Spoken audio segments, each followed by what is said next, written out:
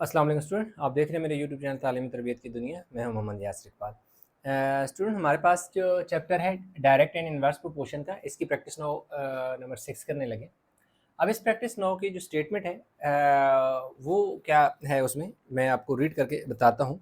अब वो कह रहे हैं कि the length L centimetre of a simple pendulum is directly proportional to the square of its period, that is time taken to complete one oscillation t second.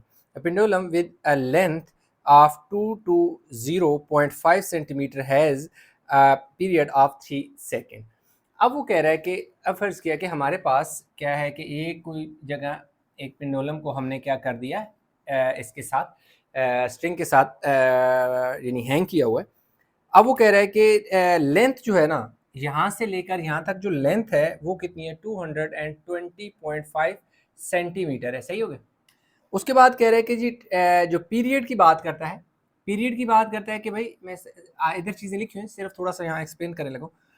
3 second है। अब period से मुराद ये है, 3 सेकेंड का ये मतलब है कि अगर पेंडुलम को मैं डिस्टर्ब करता हूँ, अगर वो क्या करता है कि वन कंप्लीट जो ओसिलेशन है ना, मतलब एक कंप्लीट चक्कर लगाता है, यानी अगर यहाँ से इधर जाएगा, इधर से ऐसे वापस आके इधर आके ऐसे आते, ये इसकी वन कंप्लीट यानी ओसिलेशन होगी कि mean point as with respect to mean position, कि यहाँ से इधर गया, इधर से वापस आया, ऐसे पूरा एक कंप्लीट चक्कर, यानी कि यूं था, यहाँ से इधर ऊपर गया, तो जब वापस आया तो इसका हाफ चक्कर हो गया, हाफ सर्कल हो गया, इधर से यहाँ फिर दोबारा ऊपर गया और फिर वापस आ गया दोबारा अपनी मेन पोजीशन पे। तो एक उसका कंप्लीट वन, यानी कि आप कह सकते हैं कि वाइब्रेशन जो कि एक टाइम पीरियड होता है वो कितना है, 3 सेकेंड है। ये सिर्फ आपको स्टेटमेंट थोड़ी सी एक्सप्लेन करने के लिए। उसके बाद क्या कह रहा है कि भाई एल जो है और टी एक दूसरे के डायरेक्ट प्रोपोर्शन है। अब जब डायरेक्ट प्रोपोर्शन है तो हम ये एल जो लेंथ है directly proportional to T square हमने लिख दी, साइन ऑफ प्रोपोर्शनलिटी लगाया। नेक्स्ट स्टेप में हम क्या करते हैं कि स्टूडेंट ने अक्सर पूछते हैं कि सर ये सेकंड स्टेप में केस कहाँ से आ गया। प्रॉब्लम ये होती है कि आप लेक्चर पूरा नहीं देखते, बीच में छोड़ देते हैं, तो इस तरह कंफ्यूजन होती है। साइन ऑफ प्रोपोर्शनलिटी हटाया, कांस्टेंट लगाया, और टी जो है इसी तरह आ गया और एल इसी तरह आ गया। दो वेरिएबल है, लेंथ और टी जो है दो वेरिएबल है, के कांस्टेंट है। वेरिएबल वो होता है जो चेंज होता रहता है। मतलब ये कि अगर हम ये वाली लेंथ को चेंज करेंगे, इसको या तो बढ़ा दें, ज्यादा कर दें, या इसको कम कर दें, तो टाइम पीरियड जो है, ये वाला जो पीरियड है, यानी कि क्या होगा, चेंज होगा। मतलब ये हुआ कि वो टाइम जो है उसकी एक one complete oscillation, one complete period जो है उसमें टाइम भी डिफरेंट लगाएगा। अब इसको हम इक्वेशन 1 कह देते हैं।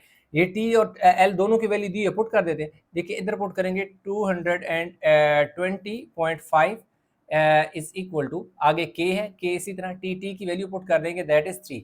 अब देखें टी के ऊपर स्केयर है, जबकि ये सिर्फ टी की वैल्यू है तो स्केयर है, तो इसके ऊपर स्केयर पुट कर दो। 220.5 इज इक्वल टू के, स्केयर का मतलब हुआ कि 3 3 9, यानी 3 के स्केयर का मतलब है 3 2 टाइम है, यहाँ पे मल्टीप्लाई हो रहा है, तो इस तरफ आके आपने इसको क्या कर देना है, डिवाइड कर देना है। दूसरी तरफ आपके पास क्या आ जाएगा, के। तो अब हमारे पास के की जो ऐसा है कि हम इधर लिख लेते हैं, के इज इक्वल टू क्या आ जाएगा, डिवाइड कर लेते हैं कि 2 to 0.5 divided by 9। Divide by हमने क्या कर दिया, जब 9 किया तो हमारे पास कितना आ गया, 24.5। तो के की केवल के लिखे के इज इक्वल टू 24 पॉइंट क्या आ गया, 5 आ गई, ये के की वैल्यू आ गई। अब जो पहली बात है जो वो कर रहा है कि find an equation connecting L and T, तो हमने क्या करना है, एल एंड टी, ये पार्ट 1 हमने स्टार्ट किया, वो सॉल्व कर रहे हैं। अब एल आपने ऐसे ही लिख देना है, यानी पार्ट 1 का जो आंसर है वो आपके पास ये आ जाएगा, एल इज इक्वल टू, आगे के है, के की जगह आपने वैल्यू पुट कर देनी है 24.5, और टी स्केयर ऐसे ही लिख देना है। तो आपके पास पहला जो आंसर है वो आपके पास यानी कि आ गया किसका, पार्ट 1 का। अभी हम चलते हैं पार्ट 2 की तरफ।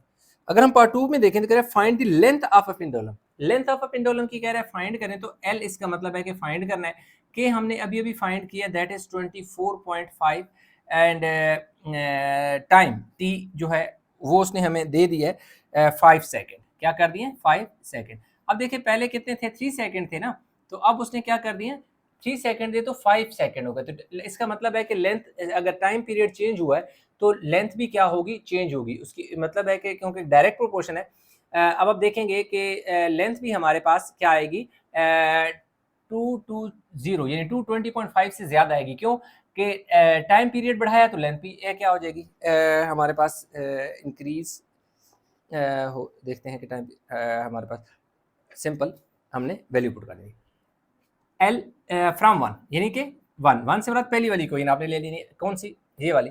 एल फाइंड करना है तो एल को आपने ऐसे ही लिख देना के की वैल्यू आपने क्या पुट कर देना जी 24.5। आगे क्या टी की जगह आपने क्या पुट करना है 5। और क्योंकि अब देखें एल हमने ऐसे लिख दिया इक्वल का साइन के है के की जगह के की वैल्यू पुट कर दी टी की जगह देखो क्या पुट किया क्योंकि टी 5 है तो 5 पुट किया यहाँ टी के ऊपर स्क्वायर है तो इसकी वैल्यू के ऊपर स्क्वायर पुट कर दिया तो L is equal to 24.5 multiply by 25 क्यों 25 इसलिए क्योंकि हमारे पास 5 का स्क्वायर जो होता है वो 25 आता है 24.5 मल्टीप्लाई बाय 25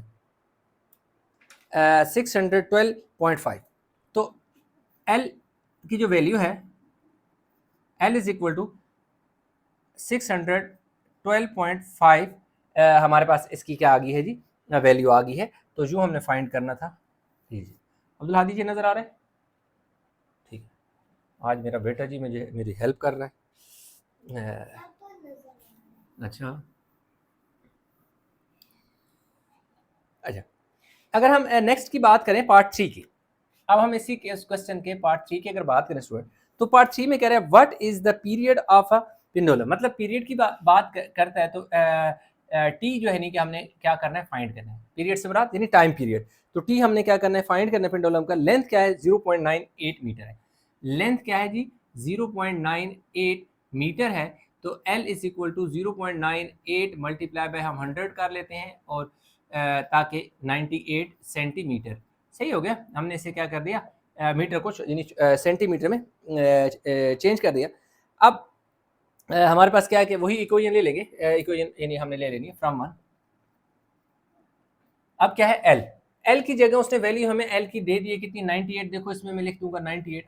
आगे देखिए इक्वल का साइन है आपने इक्वल का साइन पुट कर देना के की जगह आपने के की वैल्यू कितनी है 24.5 है पुट कर दें 24.5 और टी स्क्वायर इसी तरह। अब देखें 98 ये 24.5 मल्टीप्लाई हो रहा है तो इसके इधर इस साइड पे आके क्या कर दें डिवाइड कर दें और टी स्क्वायर आएगा।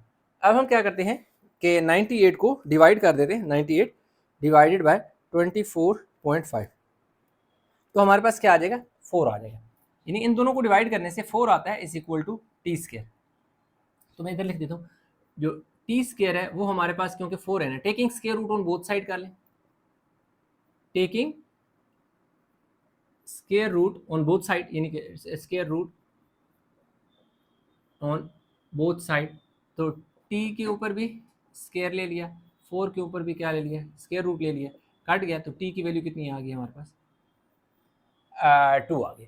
तो यूं हमारे पास अब आप एक दो चीज़ें आपने देखनी है थोड़ा सा मैं आपको एक्सप्लेन करता हूँ।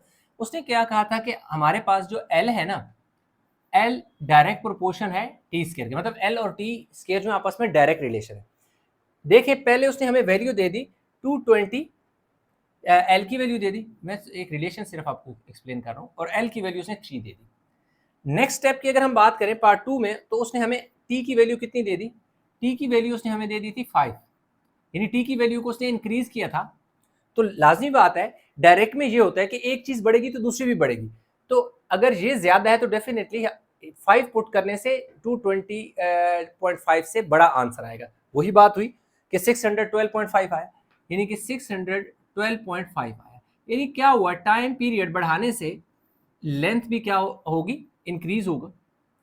तीसरे की स्टेप की अगर बात करें स्टेप नंबर 3 में इधर अब उसने टाइम पीरियड कितना कर लिया 0.98 मीटर यानी उसने जो टाइम पीरियड है वो उसने डिक्रीज कर दिया यानी कम कर दिया। अब यहाँ पे क्या हुआ डिक्रीज हुआ कमी हुई तो लाजमी बात है अब इस साइड पे भी जो लेंथ है उसकी वैल्यू भी डिक्रीज हुई होगी। आप देख सकते हैं कि 2 हुआ वैल्यू क्या होगी कम होगी। तो इसी को क्या कहा जाता है डायरेक्ट रिलेशन यानी एक चीज को अगर आप इंक्रीज करेंगे एक वेरिएबल की वैल्यू बढ़ेगी तो दूसरी वेरिएबल की वैल्यू भी ऑटोमेटिकली बढ़ेगी। एक जैसा कि इस वाले केस में हुआ यानी 3 की जगह 5 किया तो एल की वैल्यू 220.5 से 612.5 हो गई यानी इस वेरिएबल की वैल्यू बढ़ाई, इसकी भी बढ़ गई। अब अगले स्टेप में उसने इस वेरिएबल की वैल्यू क्या कर दी, कम कर दी। अगर इस वेरिएबल की वैल्यू कम की तो इसकी वैल्यू क्या होगी, कम हुई।